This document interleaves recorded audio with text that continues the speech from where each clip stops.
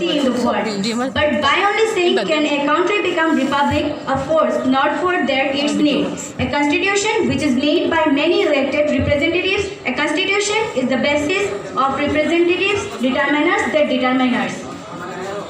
The distribution and the use of supreme power and the Constitution of India was passed by the Constituent Assembly on 26 November 1949, and that day is why 26 November celebrated is National Constitution Day in India.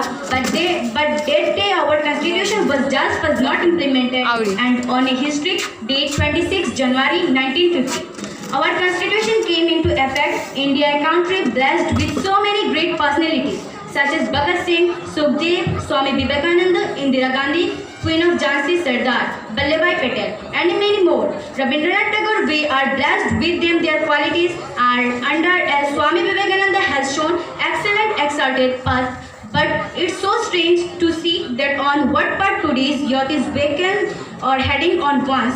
When Dr. Kalam was asked that to what is the major strength and weakness of India, do you know what he answered?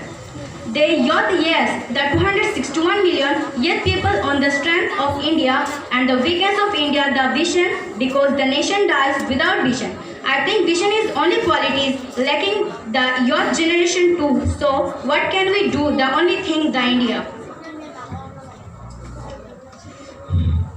Youth of India can do today is to inculcate it and to work upon all commendable qualities that already exist within us today. India has a very prestigious position on the world map, and it is the duty of the youth of India to maintain, to take our country to a greater height.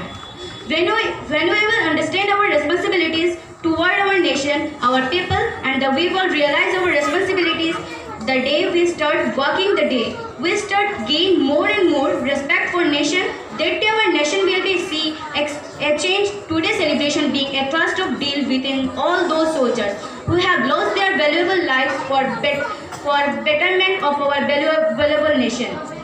I salute all those freedom fighters who have lost their lives, who have sacrificed their lives, our independence. One way or the other, my heartiest tributes to the soldiers who were still working on the border, are still doing the border to continue this freedom. So let's remember our royal and golden heritage and be proud that we are part of India. Thank you so much for giving me such a beautiful nation. On a final note, I would end my words some quotes. Jai Hind, Jai Bharat. Thank you.